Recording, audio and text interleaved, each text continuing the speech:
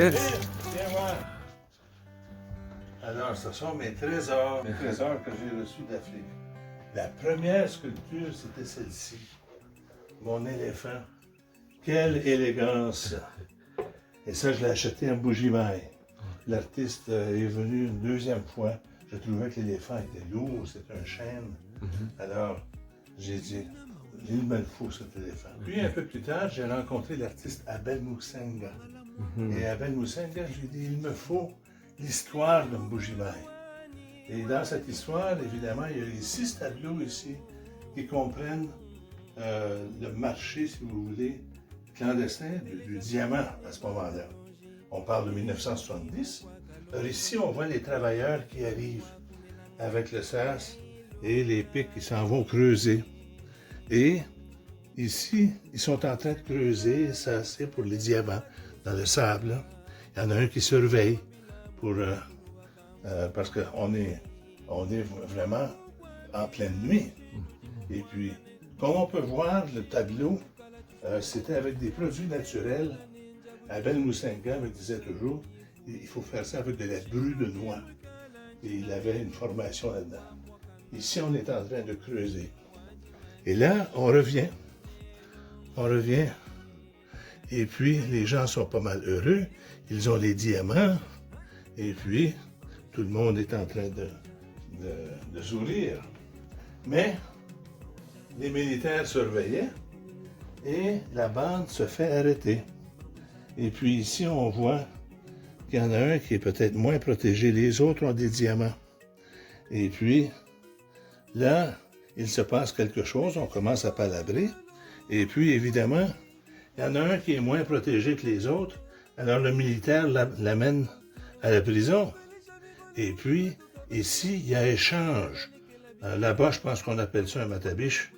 Il donne un peu de diamants, mais il en apporte aussi. Et puis, eux peuvent partir, mais lui se destine en prison. Et alors, on le retrouve en prison. Et puis, ici, il y a l'avocat qui viendra plaider sa cause. On a sa maman ou son épouse qui vient lui porter à manger. Et ici, j'avais été témoin du châtiment corporel dans une prison. Alors, parfois, on tabassait un petit peu ceux qui étaient pris à voler. Et ça explique un petit peu, sur 6 bas-reliefs, les tableaux bas-reliefs, l'histoire de comment ça se passait en 1970. Dans les 2 autres bas-reliefs, ici, il y a évidemment les joueurs de musique.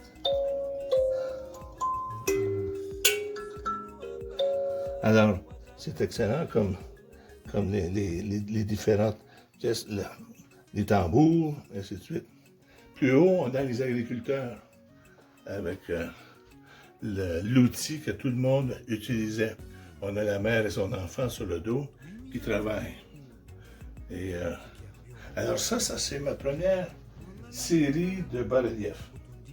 Il y a un autre coin de l'Afrique que j'ai pu explorer, et c'est la région de Rovuma, qui est située dans le sud de la Tanzanie, et puis elle chevauche la frontière avec le Mozambique. Donc c'est dans cette région-là, il y a des arbres, l'arbre de l'ébène noir et de l'ébène brun.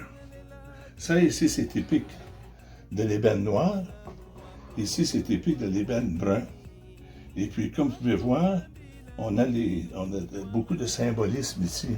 Mais principalement, on a les gourdes qui symbolisent la fertilité chez la femme et la continuité, si vous voulez, des différentes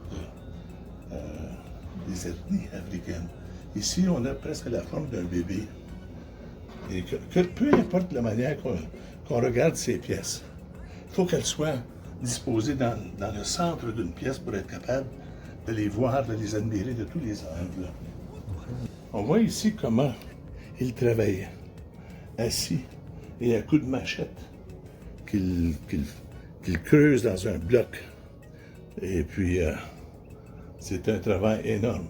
Donc, ce sont les sculptures Makondé, et c'est le nom, si vous voulez, du peuple qui produit cet art essentiellement, c'est un art qui est destiné à l'exposition et non pas un art, si vous voulez, qui est destiné à être utilisé ou comme fétiche ou comme dans des cérémonies religieuses.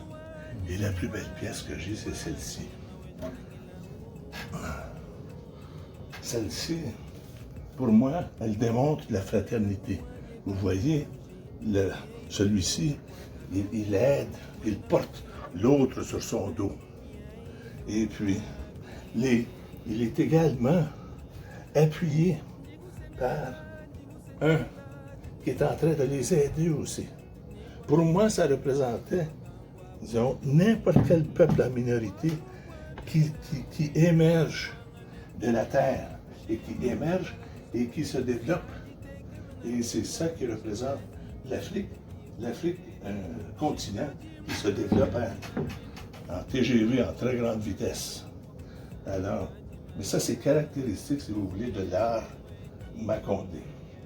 Alors, cela vous donne un aperçu d'objets que j'ai rapportés et du Kasaï au Congo-Kinshasa, en RDC, et puis dans la région de Ruvuma, en Tanzanie. Quand je suis allé étudier là-bas, c'était au début des années 70. Je vous remercie de votre attention. Ça me fait plaisir de partager cela avec vous. Kalanji. À la prochaine. Hein? À la prochaine. Mon frère. Ça fait la vie,